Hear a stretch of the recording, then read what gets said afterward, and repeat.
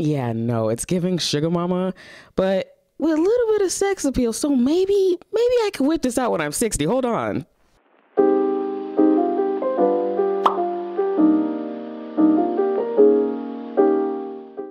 Hey, my lovely friends, welcome back. And if you're new, welcome in, because you already know what I'm going to say if you've been here. But if you're new, you wouldn't know. But you know, why do I do this to myself? You're not leaving. That's what matters. Because if you did happen to click on this video for any particular reason, whether you searched it in your search bar, whether you just got rejected from your Valentine's Day crush of all time, and oh my, job applications and getting rejected and all that other fun stuff and other things that come with that, if you clicked for any of those reasons, please stay, because I do want to talk about it. And I think it's such a looming and dreadful topic that no one really wants to touch on, but I'm gonna touch on it today. And not only am I going to touch on that today, but I think that while I do that, why not show y'all my rejected ass dresses that I've never worn. Just a nice little combination to really set the mood. The dresses that I've wasted money on, wasted a lot of dollars on, and yeah, I don't think I'm gonna see that cash back the way the Fashion Nova credit is set up. But besides that, I want to show you guys my cute little dresses. I ain't going nowhere. And we can talk about rejection, coping through rejection, and the real underlining feelings that come with all of that. So, without further ado, let's get into it. And you know what? I was gonna stalk, but because this is a sensitive topic, come here.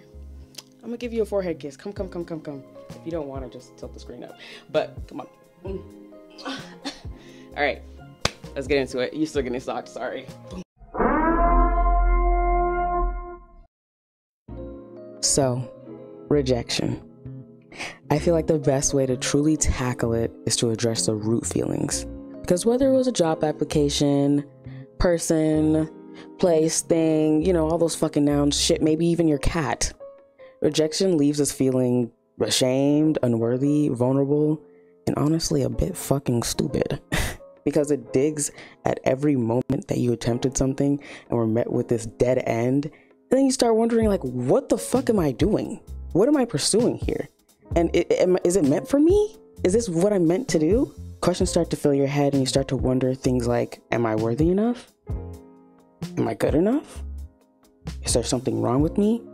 And then sometimes, you know, with the ego of it, you almost want to switch it to the rejector. Be like, what the fuck is wrong with you? Are you blind? Do you not see me? Do you think you're better than me? Like, be so for real right now. Are you racist? You can let me know. I judge. But what if I tell you that none of those questions matter? Maybe besides the last one. But that is not you, and it's really not them either, unless they're racist. And I know, it's a hard pill to swallow, because it leaves you feeling like there's no one to really blame in this situation. That at least there could be a goalpost, so if it was you, maybe you could just get your time in the gym a little bit more. Or maybe you could just get your money up, now you're funny up. Or if it's them, and you start to realize after you applied that the only demographic of your type that you see is on the brochure for diversity, that it's easy to kind of blame, although again, this is a very legit thing that does happen. I don't even know why I'm using this example, but it's just easier to blame someone else or yourself and have just a set goalpost to what you can and can't avoid for next time. But I want to say that when dealing with rejection, there's really truly one way to kind of deal with that. And it sounds simple, but it's really not. And that's to just feel it. And remind yourself that some things just aren't meant to happen. But don't let your childhood self and your childhood trauma run your adult self. Find the root of what that is. And I can't say for everybody else, because, you know, we all had different traumas and different upbringings. But allow those feelings to come and also allow them to pass. Don't let them define you. And affirm to yourself that this is just a pivot in your journey that is leading you to your actual path and your actual goals. that the person meant for you will come, the job meant for you is on its way, and have faith that everything is happening the way it's supposed to. I remember seeing a video, I think it's on Shark Tank, or if you've seen Shark Tank videos or Shark Tank TV videos, you know it's basically just creators and inventors coming to these investors and hoping to be invested in. And sometimes it doesn't really work out. And one of those inventors, I'm sure you all probably know them, the person who created the doorbell camera, was turned away. But allowing that rejection to define his passions and his goals would have completely changed the way the videos that we see even today.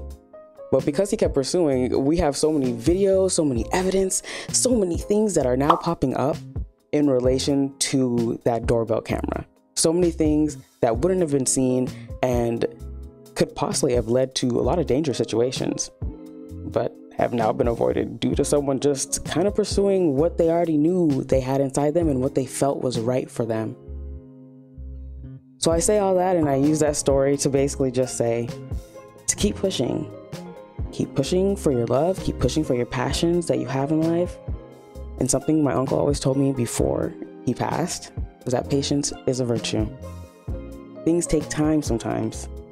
Maybe it doesn't for others, and maybe it happens faster, but don't worry about it. Focus on you, focus on your passions, and focus on the love that you have for it. Remind yourself that everything will happen in due time and that you're worthy of all of that. But before I get ahead of myself, I do want to say I love you guys all. Mwah, mwah, mwah, mwah. Please take care of yourself. Come in here for that one forehead kiss before you go. Love you so much. One more.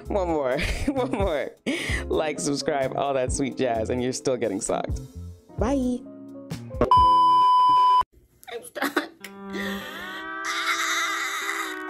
I don't know how I'm gonna get out this. Help me. I don't know how I'm gonna get out of this dress, bro. Like, I don't even know how I got in it.